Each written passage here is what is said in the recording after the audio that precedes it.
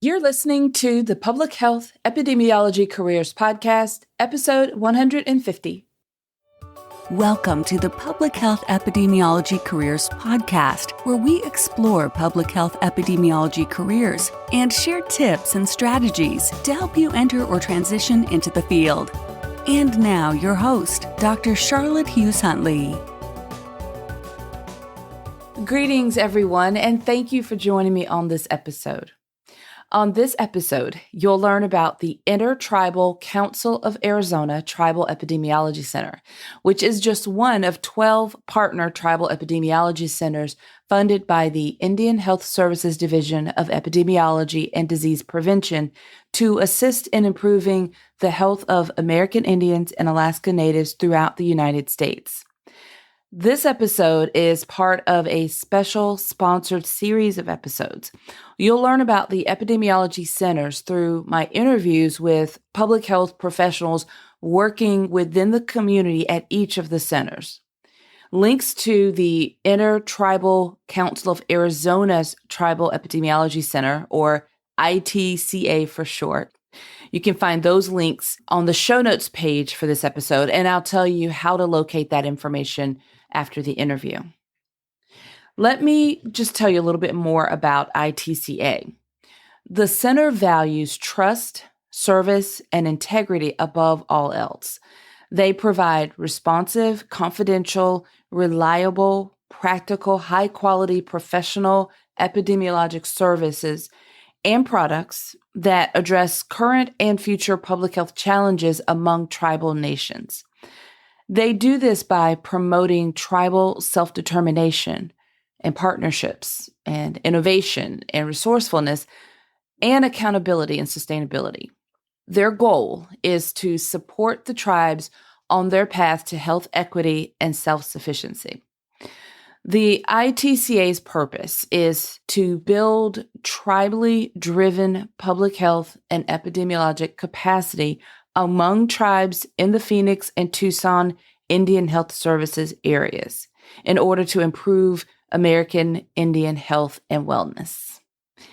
Now, my guest today from that center is Dr. Jonathan Davis.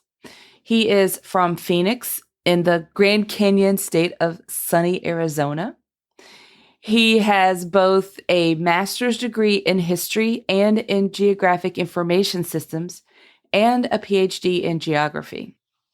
By training, he is a historian, photographer, community planner, and GIS analyst. He has worked as a GIS specialist for the Department of State, Office of the Historian, Arizona State University, and for Intertribal Council of Arizona. Dr. Davis's doctoral research primarily focuses on land use planning for American Indian communities, leveraging a planning framework called geodesigns. Dr. Davis joins me to share his journey into public health and more about his work at the ITCA Tribal Epidemiology Center. Let's connect that interview with Dr. Davis now. I am excited to introduce you to my guest on this episode, Dr. Jonathan Davis. So, Jonathan, welcome to the podcast. Good to be here. Thank you for having me on. Yeah, I'm really happy that you're here. And let's just jump right in and have you, why don't you tell us a little bit about yourself, a little bit about your background? So I am from Phoenix, Arizona.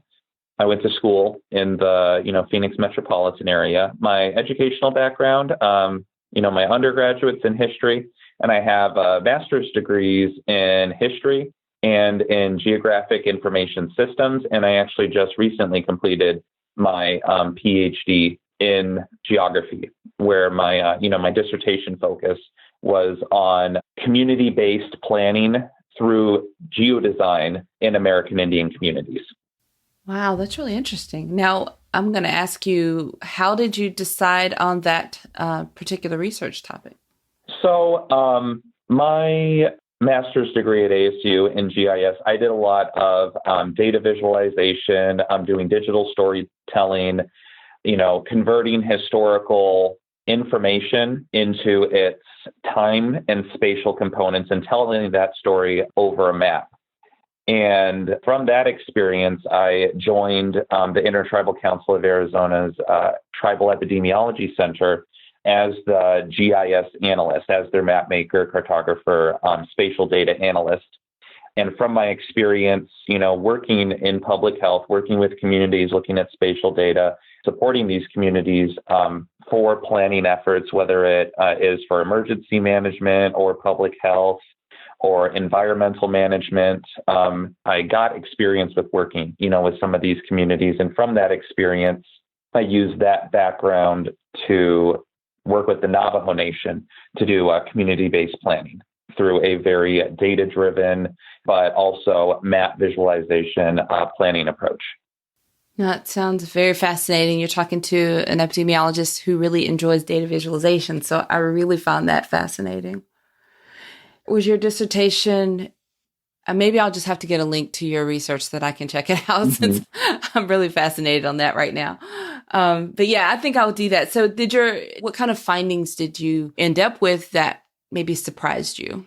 So the main push into going into doing community-based planning with the Navajo Nation is that the Navajo Nation has has laws, particularly called the Local Governance Act, that was created in the late 90s, that actually gave local governing authority to chapters within the Navajo Nation, which the chapters are a political subunit of the Navajo Nation. And to get this local authority, these communities had to create a land use plan as one of the requirements. And one of the requirements within creating the land use plan was that it had to be done every 5 years and that it had to be community-based. It had to account for environmental and cultural resources.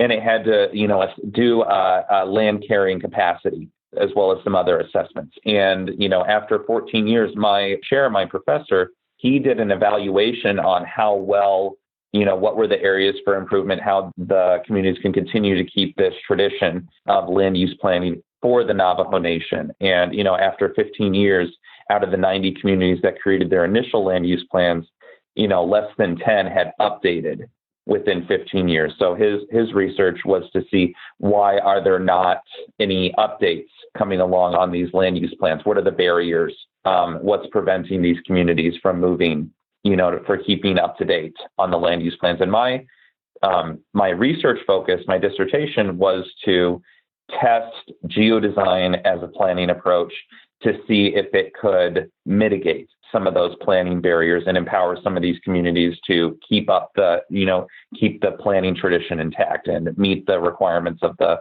Local Governance Act. That's really interesting. I'll definitely, you'll have to send me a link to that when you have a chance. I'd love to really see that. So we've digressed already, and we're just getting started. So let me get back on track here. Let me ask you a question. We're going to go back a little bit, and I love to ask this question. When did you first become interested in this aspect of public health as a career? My initial interest, I was very young, and it was kind of, like a fear-based interest, but the hantavirus in the Four Corners area was, going on. And I had learned about that from my parents, some news. And it's like, that was my initial interest, was learning about that specific, outbreak.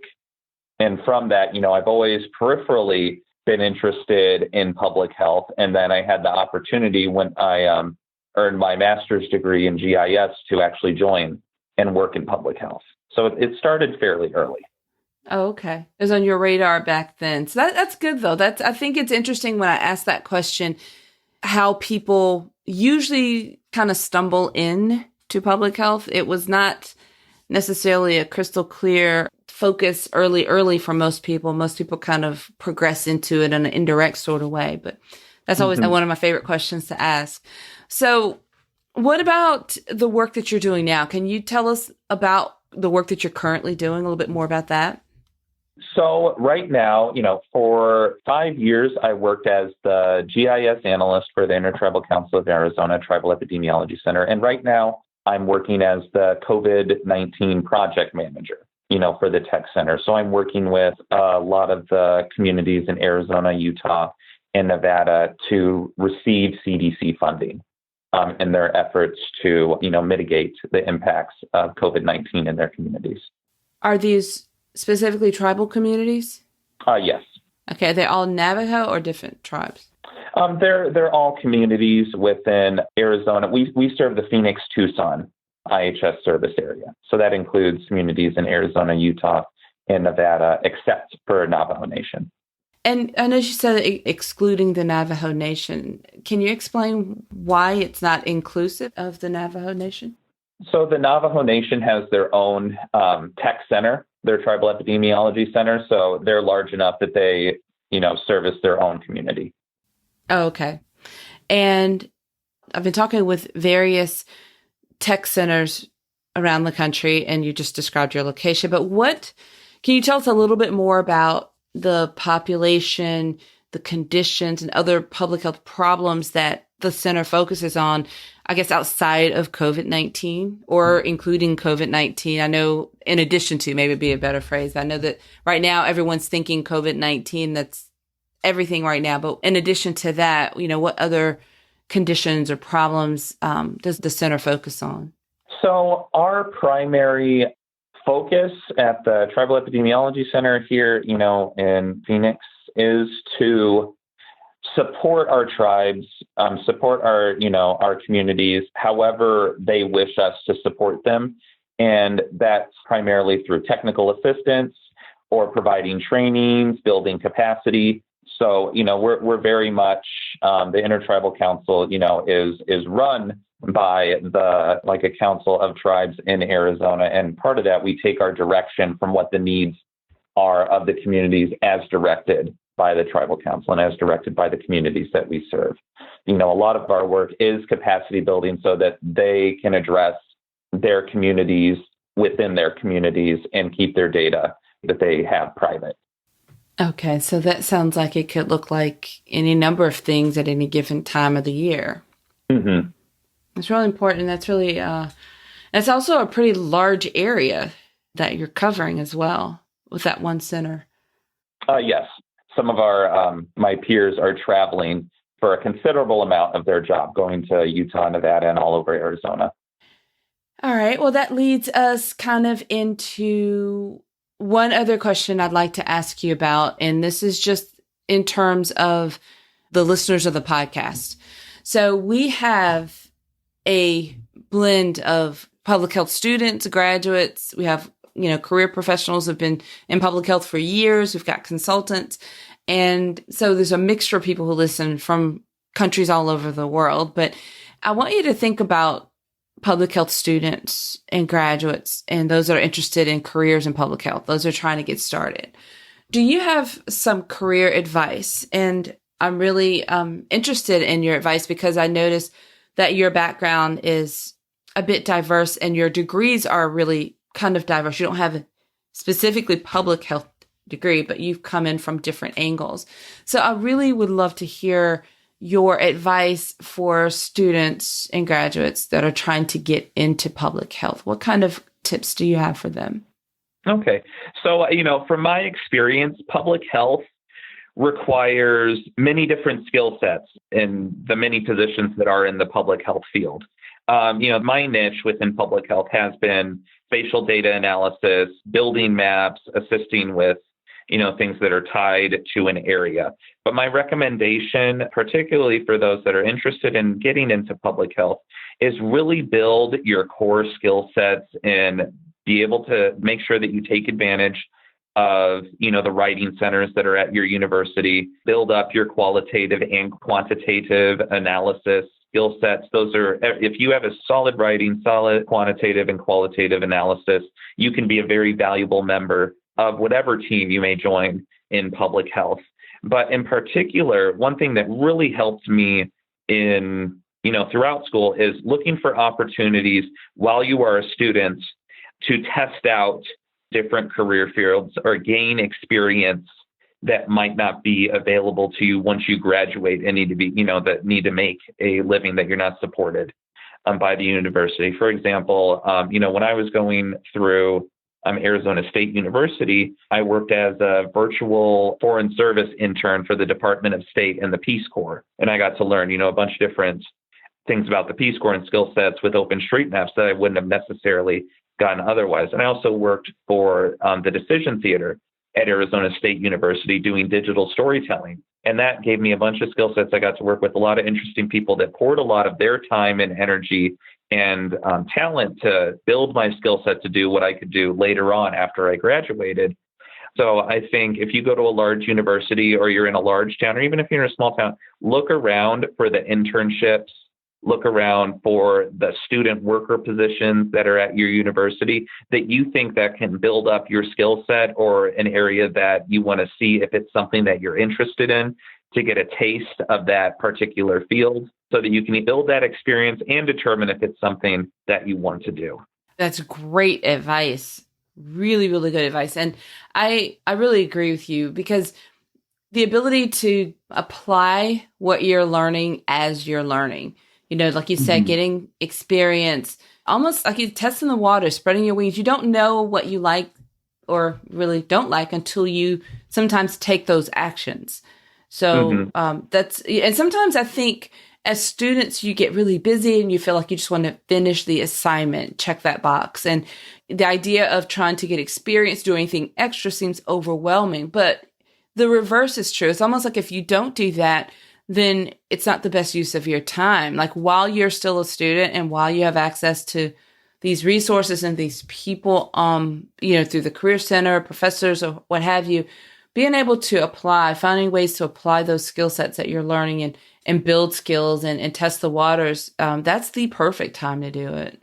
And that's a way to get 2 years worth of work experience while you're a student. The student worker jobs are opportunities and niche positions that you'll never see outside of a university. You could really build unique skill sets and valuable skill sets. I mean, my position at the Intertribal Council of Arizona started as a 3-month fellowship, and now I've been there for 6 years. So you never know, as a student, as when, going through things, when you're going to join up with something or seek out an opportunity that can turn into a career.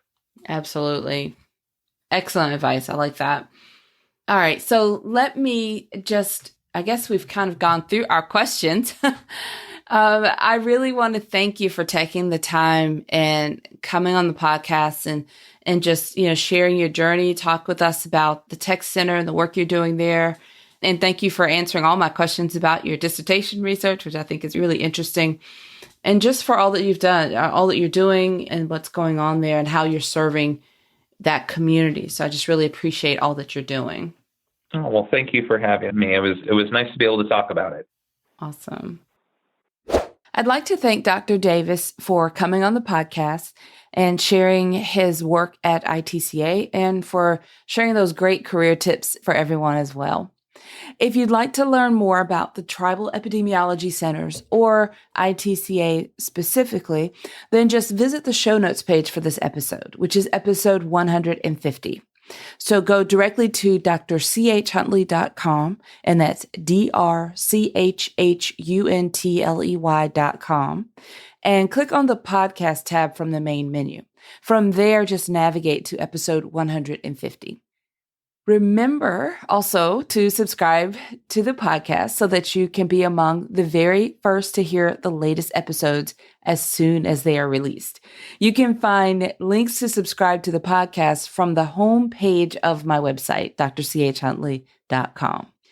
All right, everyone. Until next time, have a fantastic rest of your day.